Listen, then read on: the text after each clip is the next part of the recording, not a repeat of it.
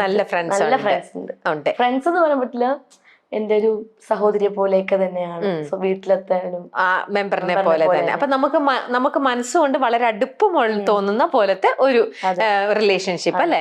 അപ്പൊ അവരെന്ന് പറയണത് ഈ ഒരു എന്താ പറയാ, ഈ ഇൻഡസ്ട്രിയിൽ വന്നതിന് ശേഷം അടുത്തിടെ കിട്ടിയ ഒരു ഫ്രണ്ട്ഷിപ്പ് ആയിരിക്കും. എനിക്ക് മുന്നേ പരിചയം ഉണ്ടായിരുന്നു, ഒരു രണ്ടുപേരും വർഷങ്ങളായിട്ട് പരിചയമുണ്ട്. പക്ഷെ ഇപ്പം നമുക്ക് എന്തെങ്കിലുമൊക്കെ ഒരു ഇഷ്യൂ വരുമ്പോഴോ അല്ലെങ്കിൽ നമുക്ക് എന്തെങ്കിലുമൊക്കെ നമ്മൾ വിഷമിച്ചിരിക്കുന്ന സമയത്തൊക്കെ ദൈവം നമ്മളാരെങ്കിലും നമ്മളെ സമാധാനപ്പെടുത്താൻ വേണ്ടി കൊണ്ടുവരുന്നൊക്കെ പറയില്ലേ, അങ്ങനെ കൊണ്ടുവന്ന് കൂടുതൽ സംസാരിച്ച് മിങ്കിൾ ചെയ്ത് അങ്ങനെ ആയതാ ഫ്രണ്ട്ഷിപ്പ്. ഇപ്പൊ തിക് ഫ്രണ്ട്സ് ആയി. ഇപ്പൊ എന്നെ കാണാതിരിക്കാൻ പറ്റത്തില്ല. എപ്പോഴും രാവിലെ ഞാൻ എണീക്കുന്നതേ ഷൂട്ടിലെ സമയങ്ങളിലൊക്കെ 10 മണിക്കൊക്കെ എണീക്കുന്ന, ചിലപ്പോ 9 മണിക്ക് എണീക്കും, അങ്ങനെയൊക്കെയാ. പക്ഷെ എല്ലാ ദിവസവും രാവിലെ ഒരു 6:30 പുള്ളിക്കാരി എണീക്കുമ്പോ 7:30 മോനെ സ്കൂളിൽ വിട്ടിട്ടായിരിക്കും എന്നെ വിളിക്കുന്നത്. കറക്റ്റ് 7:30 ആകുമ്പോൾ എനിക്ക് വീഡിയോ കോള്. ഞാൻ എപ്പോഴും രാത്രി കിടക്കുമ്പോ ഞാൻ നെറ്റ് ഓഫ് ചെയ്തിട്ടാണ് ഉറങ്ങുന്നത്. പക്ഷെ പുള്ളിക്കാരി വിളിക്കുമെന്ന് എനിക്ക് അറിയാവുന്നതുകൊണ്ട് ഞാൻ എന്ത് ചെയ്യുന്നറിയോ, നെറ്റ് ഓൺ ആക്കിയിട്ട് വിളിക്കും. ഞാൻ എടുക്കും. പക്ഷെ അമ്മ അച്ഛനും വിളിക്കുമ്പോഴൊക്കെ അമ്മ ഞാൻ ഉറങ്ങണം, എന്നെ വിളിക്കല്ലേ, ഞാൻ ഒന്ന് ഉറങ്ങിക്കോട്ടെ എന്നറിയും. പക്ഷെ ചേച്ചി വിളിക്കുമ്പോൾ എനിക്ക് രാവിലെ ഒരു പോസിറ്റീവ് എനർജി തരും. എന്താ എണീറ്റില്ലേ, എണിന്ത് ചെയ്യുന്നു, ചേച്ചി ഉറങ്ങുന്നു. പിന്നെ ഞാൻ എണീക്കും. പിന്നെ എനിക്ക് അവിടെ പിന്നെ ഉറങ്ങണമെന്ന് തോന്നത്തില്ല. ഇപ്പം അനു ഇതുപോലെ എന്താ പറയാ, ഇത്രയും സോഫ്റ്റ് ആയിട്ടുള്ള ഒരാളാണ്. ഇപ്പൊ അനു ഒരു ഗ്രൂപ്പിൽ വന്നിരുന്നു കഴിഞ്ഞപ്പോ അനുവിന്റെ തന്നെ ഫ്രണ്ട്സ് ആയിക്കോട്ടെ, അല്ലെങ്കിൽ ഫ്രണ്ട്സ് എല്ലാം പരിചയമുള്ള ആൾക്കാരുടെ ഒരു ഗ്രൂപ്പ് എന്ന് വെച്ചോ. അപ്പൊ അവര് എന്തെങ്കിലും നിങ്ങളുടെ ഒരു കാര്യം അവിടെ ചർച്ച ചെയ്യപ്പെടുന്ന ഒരു സിറ്റുവേഷൻ എന്തെങ്കിലും വരികയാണെങ്കിൽ അനുവിന് ഒരു രീതിയിലും അനുവിന് വിചാരിക്കുന്ന പോലെയല്ല അവര് നിൽക്കുന്നതെന്ന് വെച്ചോ. അവരതിന് വേറെ ഇതായിട്ട് നിൽക്കുന്നുണ്ടെങ്കിൽ അനുവിന് ഇഷ്ടപ്പെട്ട ആൾക്കാരാണെങ്കിൽ അനുവിന്റെ ആ ഒരു സംഭവം അനു മാറ്റി വെച്ചിട്ട് അവരുടെ കൂടെ ഞാൻ എന്റെ അഭിപ്രായം പറയുള്ളൂ അവിടെ. അപ്പൊ ചിലപ്പോ അവിടെ ഒരു വാക്കുതർക്കം ഉണ്ടായാലും ഞാൻ തർക്കിക്കും കിടന്ന്. ആണോ? എന്നിട്ട് നമ്മൾ അടിയാവും. അപ്പൊ അതിന് ഇഷ്ടമുള്ള ആൾക്കാരാണെങ്കിലും അതോടെ ചിലപ്പം തർക്കിക്കും. അപ്പൊ അതോടെ ചിലപ്പോ ചില ബന്ധങ്ങൾ അങ്ങനെ പോണെങ്കിൽ പോട്ടെന്ന് വിചാരിക്കും. അതെന്തുവാ, അത് അങ്ങനെയാണ്, ഇല്ല വിട്ടുകൊടുക്കത്തില്ല, ഇതെനിക്ക് അറിയുന്ന കാര്യം. ചിലപ്പോ ഞാൻ പറയുന്ന കാര്യം ചിലപ്പോ സത്യമാണോന്നില്ല, പക്ഷെ അവര് പറയുന്ന കാര്യം സത്യമാണ്, രണ്ടും സത്യമായിരിക്കില്ല. പക്ഷെ എനിക്കറിയാവുന്ന കാര്യവും അല്ലെങ്കിൽ എനിക്ക് പറയാനുള്ള റൈറ്റ്സും ആയിരിക്കും ഞാൻ അവിടെ പറയുക. അല്ലെങ്കിൽ മറ്റാളെ ഒന്ന് പൊക്കാൻ വേണ്ടി അയാളുടെ കൂടെ നിൽക്കാൻ വേണ്ടിയിട്ട് അയാളെ സപ്പോർട്ട് ചെയ്ത് നിൽക്കത്തില്ല. ഞാൻ എന്റെ അഭിപ്രായം മാത്രമേ പറയുള്ളൂ. അത് എപ്പോഴാണെങ്കിലും അങ്ങനെയുള്ള ഒരു അടി ഉണ്ടാക്കും ഞാൻ. തമാശക്ക് അടി ഉണ്ടാക്കുന്നത് ഞാൻ എവിടെ പോയാലും പിണക്കാൻ ഭയങ്കരമായിട്ട് വലിയ പ്രശ്നം ഉണ്ടാക്കാൻ പോകത്തില്ല. ചിലപ്പോ പോവാൻ നേരത്തോ നീ അങ്ങനെ പറയാൻ പാടില്ലായിരുന്നു, ഞാൻ പിന്നെ ഉള്ളതല്ലേ പറഞ്ഞത്, എന്നാലും വിട്ടു കൊടുക്കത്തില്ല. ഞാൻ ഉള്ളതല്ലേ പറഞ്ഞു, ശരിക്കും കൂടി അത് എങ്ങനെയാണ്, അല്ല അതങ്ങനെ തന്നെ എടി അങ്ങനെയാണ്, വേണ്ട നമ്മളിത് ഇവിടെ വെച്ച് നിർത്തി, അങ്ങനെ പറഞ്ഞ് നിർത്തും. അപ്പൊ എന്തെന്നൊക്കെ പറഞ്ഞാലും അവിടെ ഇഷ്ടം അങ്ങനെ പോകുന്ന ഇഷ്ടമാണെങ്കിൽ പോയിക്കോട്ടെ. പക്ഷെ അനുവിന്റെ ശരിയെന്ന് തോന്നുന്നത് ഇപ്പൊ കുഞ്ഞു കുഞ്ഞു കാര്യങ്ങളാണെങ്കിൽ നമ്മൾ അത് ആ ഒരു തമാശക്കേ വിടുള്ളൂ. ഭയങ്കര വലിയ സീരിയസ് ആയിട്ടുള്ള കാര്യമാണെങ്കിൽ അങ്ങനെയല്ല, ഇത് എനിക്കറിയാം ആ സത്യമാണെങ്കിൽ മാത്രം ഞാൻ പറയും അതങ്ങനെ അല്ല, എനിക്കറിയാം, ഞാൻ കണ്ടതാണ്, എന്റെ കണ്ണുകൊണ്ട് കണ്ടതാണെങ്കിൽ മാത്രമേ ഞാൻ പറയുള്ളൂ അത് സത്യമാണെന്നുള്ളത്. കണ്ണിൽ കണ്ടില്ലെങ്കിൽ ഞാൻ ഒരിക്കലും സപ്പോർട്ട് ചെയ്യത്തില്ല. ആണോ? എന്റെ കണ്ണിൽ കണ്ടിട്ടുണ്ടെങ്കിലും അല്ലെങ്കിൽ ഞാനത് സത്യം അറിഞ്ഞിട്ട് അല്ലെങ്കിൽ ആ വ്യക്തി എൻ്റെ അടുത്ത് പറഞ്ഞിട്ട് തെറ്റ് ചെയ്ത ആള് എൻ്റെ അടുത്ത് സത്യം പറഞ്ഞിട്ടുണ്ടെങ്കിൽ ഞാൻ അയാളെ കൂടെ നിന്ന് സപ്പോർട്ട് ചെയ്ത്, അയാൾ തെറ്റ് ചെയ്താലും ശരി ചെയ്താലും ഞാൻ അയാളുടെ കൂടെ നിന്നിട്ട് പറയേണ്ട കാര്യങ്ങൾ പറയും മുഖത്ത് നോക്കിയിട്ട്. അപ്പൊ അങ്ങനെ ആർക്കെങ്കിലും വേണ്ടി നമ്മൾ സംസാരിക്കുമ്പോൾ പിന്നീട് അവര് നമ്മൾ ചെയ്തത് തെറ്റിപ്പോയി, അവര് നമ്മളെ ചതിക്കുകയായിരുന്നു, അങ്ങനത്തെ എന്തെങ്കിലും ഒക്കെ ഒരു ഇൻസിഡന്റ് ഉണ്ടായി? പിന്നെ ഒരുപാട് ഉണ്ടായിട്ടുണ്ട്. അപ്പൊ എങ്ങനെയാണ് അതിനെ റിയാക്ട് ചെയ്യാ സിറ്റുവേഷൻ?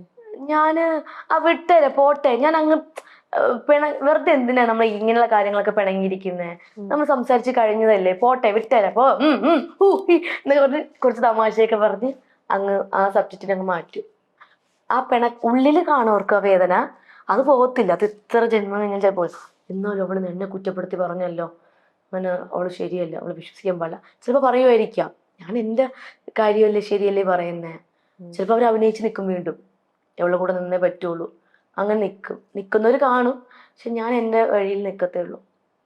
അതുപോലെ ചിലർ പറയും അനു ഉണ്ടെങ്കിൽ അവിടെ എന്തെങ്കിലും ഒരു പ്രശ്നം നടക്കുവാണെന്ന് വെച്ചോ, ആ പ്രശ്നത്തെ അനു ഉണ്ടെങ്കിൽ ആ പ്രശ്നം പെട്ടെന്ന് അവിടെ ഇല്ലാണ്ടാക്കി കളയുമെന്ന്. ഐ മീൻ അനു അത് പെട്ടെന്ന് സോൾവ് ആക്കും അല്ലെ? അനു അപ്പൊ ഇനിഷ്യേറ്റീവ് എടുക്കും. ഭയങ്കര ഇഷ്ടമാണ്. ഇപ്പം എക്സാമ്പിൾ പറയാം, ഒരു അമ്മയും മകനും പിണങ്ങിയിരിക്കുക വർഷങ്ങളായിട്ട് നടന്ന സംഭവമാണ്. ഒരു 8-9 വർഷമായിട്ട് ഒരു അമ്മയും മകനും പിണക്കത്തില്ല. അപ്പൊ ഞാൻ ആ വീട്ടിൽ ചെന്നു. അവരെന്റെ ഭയങ്കര ഇഷ്ടപ്പെടുന്നവരാ ആ വീട്ടിലുള്ളവര്. ഞാൻ പെട്ടെന്നൊരു സർപ്രൈസ് ആയിട്ട് അമ്മയ്ക്ക് സർപ്രൈസ് കൊടുത്തതാ. ചെന്നപ്പോ മകൻ ഈ അമ്മ, ആ വീട്ടിലൊരു രണ്ട് സഹോദരന്മാരുടെ അച്ഛയുണ്ട്. അപ്പൊ ഈ മകന്റെ അടുത്ത്, ഈ മൂത്ത മകന്റെ അടുത്ത് ഇവരാരും മിണ്ടുന്നില്ല, അച്ഛൻ മാത്രമേ മിണ്ടുന്നുള്ളൂ. അപ്പൊ ഞാൻ ചോദിച്ചു, എന്താ നിങ്ങളൊന്നും മിണ്ടാത്തത്? അപ്പൊ പറയും, ഒന്നുമില്ല ഇങ്ങനെയൊക്കെ, ഫുഡ് എടുത്തു വിടും, അങ്ങനെ ഇങ്ങനെയൊക്കെ. ഞാൻ ചോദിച്ചു, എന്താ അമ്മ മിണ്ടാത്തേ? അത് മോളെ നമ്മള് മിണ്ടത്തില്ല. എന്തു പറ്റി? അല്ലാതെ 9 വർഷമായിട്ട് അങ്ങനെ മിണ്ടൂല. 9 വർഷമായിട്ട് അമ്മ ഒരു മകൻ്റെ അടുത്ത് മിണ്ടില്ലെന്നോ? എന്താ കാര്യം എന്നൊക്കെ പറഞ്ഞപ്പോ അമ്മ പറഞ്ഞു, അത് ഇങ്ങനെ വാക്ക് തർക്കം അതാണ്. അമ്മ എന്താ? അപ്പൊ അവൻ പറഞ്ഞു, അവൻ മിണ്ടത്തില്ല, അവൻ ഇങ്ങനെ ജോലി തന്നെ കാശ് കൊണ്ടുവരും പോവും, അത്ര തന്നെ. ഫുഡൊക്കെ പുറത്തുനിന്നാണ് കഴിക്കുന്നത്, ഞാൻ മിണ്ടാറില്ല മോളെ. ഞാൻ നോക്കിയപ്പോ തെറ്റ് ആളുടെ ഭാഗത്ത് നോക്കി, തെറ്റ് അമ്മയുടെ ഭാഗത്തുണ്ട്, അവിടുത്തെ വീട്ടിൽ ഒരു മകന്റെ ഭാഗത്തുണ്ട്, ഇളയ മകൻ മിണ്ടുന്നുണ്ട് കേട്ടോ. ഈ പുള്ളിക്കാരൻ അവർക്ക് വേണ്ടി കഷ്ടപ്പെടുക, ജീവിക്കുക. അങ്ങനെ ഞാൻ ഇവരെ 3 പേര്, അച്ഛനെ വിളിച്ചില്ല, ഇവര് 3 പേര്, 3 മകൻ, ഒരു 4 പേരെയും കൂടെ കാറിൽ കയറ്റി ഇരുത്തി 1 മണിക്കൂർ ഞാൻ സംസാരിച്ചു. 1 മണിക്കൂർ, അതെന്താ പറയില്ല. സംസാരിച്ചപ്പോ സത്യം പറഞ്ഞാൽ അവർ ഭയങ്കര കരച്ചിലായിരുന്നു. ഇപ്പം അവരെപ്പം വിളിച്ചാലും പറയാ, അതിന് ഒറ്റ ഒരാളാണ് നമ്മുടെ ജീവിതം മാറ്റിയെടുത്തത്. കാരണം 9 വർഷം, 9-12 ആണ് കേട്ടോ. 9 വർഷം ഞാൻ എൻ്റെ മകനായിട്ട് പിണങ്ങിയിരുന്നാണ്, ഞങ്ങൾ ഫാമിലി ആയിട്ട്. അതിന് വന്നിട്ടാണ് ഇത് ശരിയാക്കിയെടുത്ത് സംസാരിച്ചതാണ്. പറഞ്ഞാൽ തീരാവുന്ന പ്രശ്നമേ ഉള്ളൂ, ഒരു സംസാരിക്കത്തില്ല അങ്ങോട്ടും ഇങ്ങോട്ടും. അത് ഞാൻ വേണ്ടി വന്നു. അതുപോലെ കുറെ പേരുടെയൊക്കെ പ്രശ്നങ്ങൾ ഞാൻ കേട്ടിട്ടുണ്ട്. എനിക്ക് ഇഷ്ടമാണ് അങ്ങനെയൊക്കെ. ഇപ്പൊ ഭാര്യയും ഭർത്താവൊക്കെ ആയിട്ട് പിണങ്ങിയിരിക്കുമ്പോ ഞാൻ പോയി കോംപ്രമൈസ് ചെയ്യാറുണ്ട്, പിന്നെ അങ്ങനെയൊക്കെ ചെയ്യാറുണ്ട്. ഇപ്പൊ എന്റെ അച്ഛനും അമ്മയും എന്ന് പറയുമ്പോ ഇപ്പോഴും ഭയങ്കര രസമാണ്. എനിക്ക് അവരെ പോലത്തെ ഒരു ലൈഫ് ഭയങ്കരമായിട്ട് ആഗ്രഹിക്കുന്നുണ്ട്. ഭയങ്കര സ്നേഹമാണ്. എപ്പോഴെങ്കിലും അപ്പൊ തന്നെ മിണ്ടും. അതെ, ഞാനിപ്പോ വരാമേ, ചിലപ്പോ 2 ഉണക്കം ഉണ്ടാക്കിയിട്ടിരിക്കും, ഇപ്പൊ വരാട്ടാ എന്നൊക്കെ പറഞ്ഞു പോവും. അപ്പൊ അങ്ങനെ ഞാൻ അവരെ പിണക്കം മാറ്റിയിട്ടില്ല ഇതുവരെ. അവർ മാറ്റുമെന്ന് എനിക്കറിയാം. വേറെ ചേച്ചിയും ചേട്ടനും പിണങ്ങിയില്ലെങ്കിൽ ചെയ്യണമെങ്കിൽ എന്താ വെച്ചാൽ മിണ്ടാതിരിക്കുന്നത്, അങ്ങോട്ടും അങ്ങനെയൊക്കെ തള്ളി വിടും, അങ്ങനെയൊക്കെ പറയും.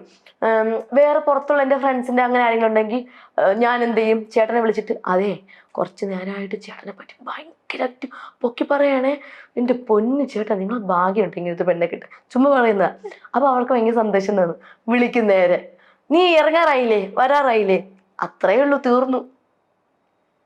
അങ്ങനെയാണ്, എനിക്ക് ഭയങ്കര ഇഷ്ടം അതൊക്കെ. ചില ആൾക്കാർ ഭയങ്കര ടോക്സിക് ആയിരിക്കും, ഭയങ്കര നെഗറ്റീവായിട്ട് ഇങ്ങനെ തിങ്ക് ചെയ്യുക, നെഗറ്റിവിറ്റി. ചില ആൾക്കാരുണ്ടല്ലോ എല്ലാത്തിനും ഇങ്ങനെ ഒരു നെഗറ്റീവായിട്ടുള്ള രീതിയിൽ. അപ്പൊ അനുവിന് അങ്ങനത്തെ തരത്തിലുള്ള ആൾക്കാരുടെ ഒരു ഗ്രൂപ്പിൽ കുറച്ച് പേര് അങ്ങനെ ഉണ്ടെന്ന് തോന്നിക്കഴിഞ്ഞാൽ അവരെ അപ്പൊ അനു ഹാൻഡിൽ ചെയ്യുന്നത് എങ്ങനെയാ? നിങ്ങൾ എന്തിനാ ചുമ്മാ നെഗറ്റീവ് പറയുന്ന പിള്ളേരെ എന്ന് പറഞ്ഞിട്ട് തുടങ്ങും. എവിടെ നോക്കിയാലും നെഗറ്റീവ്, അവിടെ എന്തോ നീ പിള്ളേര് കാണിക്കുന്നത് ചോദിക്കും.